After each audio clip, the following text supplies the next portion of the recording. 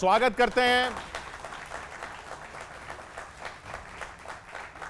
बागेश्वर धाम के पंडित धीरेन्द्र शास्त्री जी का।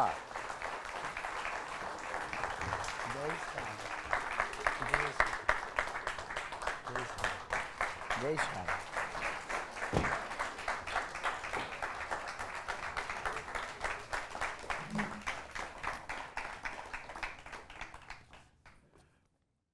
सबसे पहले तो आप क्या बुलाना पसंद करते हैं अपने आप को? महाराज जब कोई बोले? हमको बाबा कहता है तो अंदर से बड़ा हर्ट होता है। अरे क्यों? हम कोई बाबा नहीं, ना हमने कोई सन्यास लिया है, ना भगवान की कृपा से हम दाढ़ी भी इसीलिए नहीं रखते हैं। अच्छा, कोई हमें बाबा आप बाबा नहीं है? नहीं है। कोई हमें महाराज जी कह सकता, आप हमें आचार्य जी कर सकते हैं, हाँ। आप हमें शास्त्री जी कह सकते हैं, ये हमें बहुत प्रिय है। अच्छा। बाबा कहता है कोई तो बाहर से हम नहीं बोल पाते, पर अंदर से लगता है यार भाई कम से कम हमारी दाढ़ी मूछ तो देख। तो ठीक है, फिर आप शास्त्री जी कहेंगे? चलेगा, पंडित दौड़ेगा। हाँ।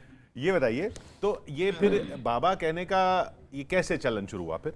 आप लोगों की देन है। अच्छा, आप लोगों ने अपनी मीडिया में बागेश्वर बाबा, बागेश्वर बाबा, जबकि बाबा बागेश्वर धाम वो धाम है। हनुमान जी का नाम है। हाँ। I am not Bageshwar. हाँ, हम तो धीरेन्द्र कृष्ण हैं, लेकिन वो आप लोगों की देन है, उस देन को स्वीकार कर रहे हैं। सबसे पहला सवाल, आपने अब जब खुद ही कहा कि आपने संन्यास नहीं लिया है और आप बाबा नहीं हैं, तो लोग जो आपको भगवान मान के आपके पास आते हैं उनको आप कैसे देखते हैं? ये पहली बात तो ये बहुत बड़ी भूल है।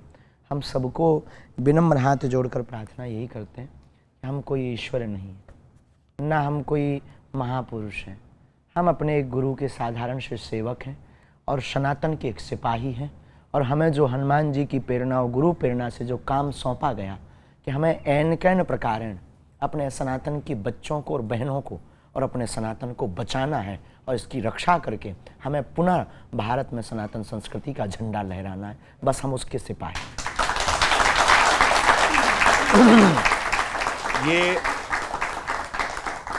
ये बोध आपको कब हुआ? हमारे परंपरा में ये है, 3 अच्छा। पीढ़ियां गुजर गई।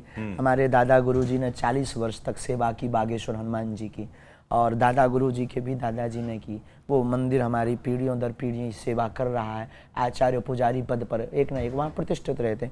हमारी दादाजी के माताजी भी बागेश्वर महादेव की उपासक थी, और तीसरी पीढ़ी में हम हैं वहाँ सेवा में। तो बचपन काल में ही अभाव का जीवन, तो कभी एक बार हमारे दादाजी महापुरुष थे, भगवत प्राप्त, हनुमान जी का साक्षात्कार था। लोग उनके पास उस जमाने में बड़े बड़े IAS IPS ऑफिसर्स बड़ी बड़ी गाड़ियाँ लेकर, एम्बेसडर गाड़ी हमें आज भी याद है, तो जाते थे